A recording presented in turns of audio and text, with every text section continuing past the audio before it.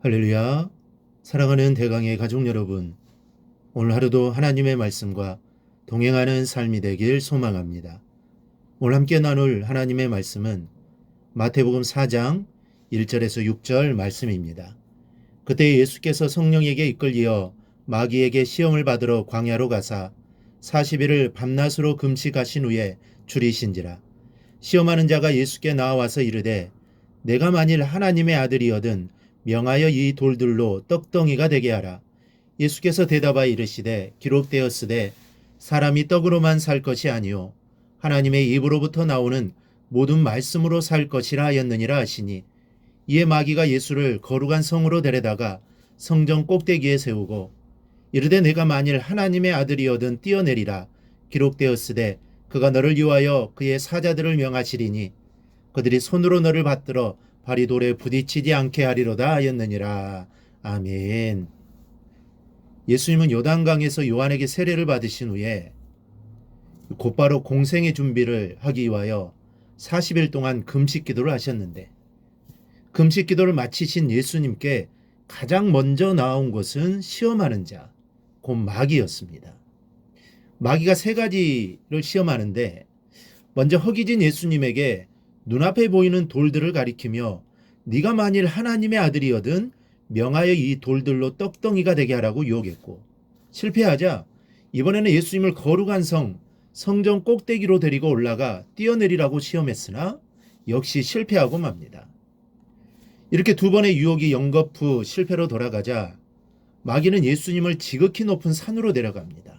그리고 거기서 천하만국과 그 화려한 영광을 보여주며 만일 내게 엎드려 경배하면 이 모든 것을 내게 주리라고 마지막 유혹을 시도했지만 그것마저 실패했습니다.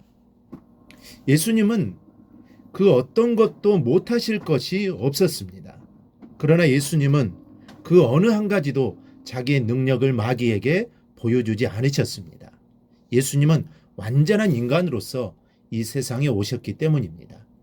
인간으로 오신 예수님은 자신의 임무, 곧 하나님의 말씀을 따르는 것이 당신이 참 하나님이시요 참 인간이심을 드러내는 것이었습니다. 그래서 예수님은 돌을 가지고도 아브라함의 자손을 만들 수 있지만 거절하셨습니다. 오늘 우리가 이 대단히 잘 알고 있는 이 말씀을 통해 예수님께서 시험을 이기신 의미를 살펴보므로 은혜를 받고자 합니다. 물론 이 말씀 속에는 예수님의 시험에 대한 여러 가지 메시지가 있습니다. 그러나 오늘은 왜 예수님께서 그 시험을 이기셨는가, 여기에 초점을 맞추어 보겠습니다. 마귀가 예수님을 시험한 세 가지는 오직 예수님만이 하실 수 있는 것이었습니다. 마귀는 예수님이 하나님의 아들이심을 누구보다 더 잘 알고 있었고, 예수님은 그 어떤 것도 능히 하실 수 있다는 사실을 잘 알고 있었습니다.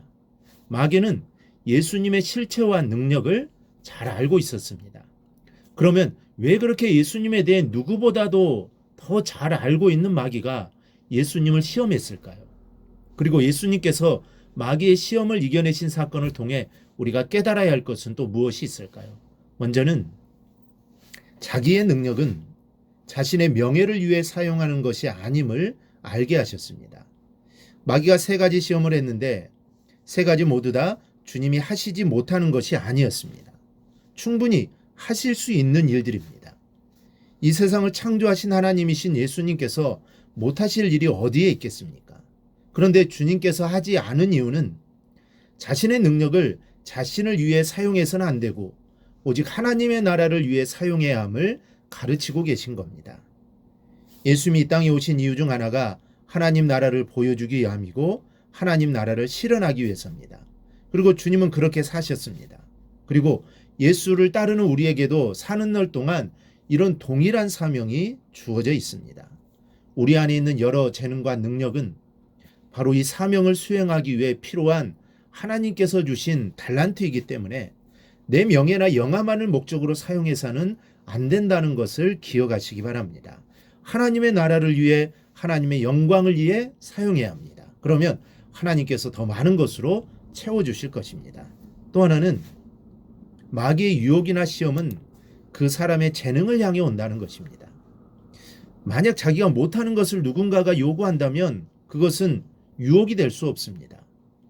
자기가 할 수 없는 일은 아예 하려고 시도하지도 않을 것이기 때문입니다. 못하는 것을 가지고 자기의 이름을 내거나 그것으로 자랑하려고 하는 사람은 없습니다. 그러나 할 수 있는 힘과 능력이 있을 때는 다릅니다. 마음먹기에 따라 얼마든지 교만해질 수 있기 때문인데, 바로 마귀는 이러한 인간의 심리적 약점을 이용해서 우리의 재능을 통해 유혹을 하는 것입니다. 멋지게 한번 해보라고. 그래서 한번 우쭐해 보이라는 사단의 유혹을 우리는 경계해야 합니다. 셋째는, 유혹은 이례적인 것이 아닙니다. 이 본문에 나와 있지는 않지만 마귀는 몇 년 후에 비슷한 유혹을 베드로를 통해 예수님께 제시도했습니다. 마태복음 16장을 보면 예수님께서 고난을 받고 죽임을 당하고 제3일 만에 살아날 것을 말씀하셨습니다. 그때 베드로가 주여 그리 마옵소서, 이 일이 결코 주께 미치지 아니하리이다. 제자로서의 당연한 대답입니다. 스승님이 고난을 당하고 죽는다고 하는데 가만히 있을 제자가 어디 있겠습니까? 그런데 그때 예수님께서 뭐라고 말씀하셨습니까? 사탄아, 내 뒤로 물러가라. 너는 나를 넘어지게 하는 자로다. 내가 하나님의 일을 생각하지 아니하고 도리어 사람의 일을 생각하는도다. 하나님의 일을 생각하지 않고 사람의 일을 생각한다고 책망하셨습니다. 이 말은 하나님의 일을 생각하고 그 명령에 복종하는 것이 시험을 이기는 유일무이한 방법임을 일깨워 주시는 말씀입니다. 마귀는 예수님에게처럼 기회만 있으면 우리 신자들의 재능을 공격합니다. 재능은 인간을 교만에 빠뜨리게 하는 좋은 올무가 되기 때문입니다. 그러니 정신 차리고 기억해야 합니다. 우리가 가지고 있는 재능은 하나님의 나라를 위해서, 곧 다른 사람의 유익을 위해서 사용하라고 하나님께서 주셨다는 사실을 꼭 기억하시기 바랍니다. 하나님께서 우리에게 남다르게 주신 재능은 무엇입니까? 나는 전혀 잘하는 것이 없다고 하시는 분은 없을 겁니다. 하나님께서 누구에게나 나름대로의 재능을 주셨기 때문입니다. 그런데 우리는 그 재능을 누구를 위해 사용하고 있습니까? 만일 나만을 위해 사용하고 있다면 이미 우리는 시험에 깊이 빠져 있는 것입니다. 내 가족만 위해 사용해도 역시 마찬가지입니다. 오늘 하루도 하나님께서 내게 주신 재능이 하나님의 나라를 위해, 또 나 아닌 다른 사람을 위해 사용되는 복된 날이 되게 하십시오. 그것이 시험을 이기신 예수님께서 오늘 우리에게 주시는 말씀입니다. 이 말씀 기억하고 오늘 하루도 승리하길 주님의 이름으로 축원합니다. 오늘 묵상한 말씀을 굳게 잡고 삶으로 실천하며 살아내는 대강의 모든 성도들이 되기를 축복합니다.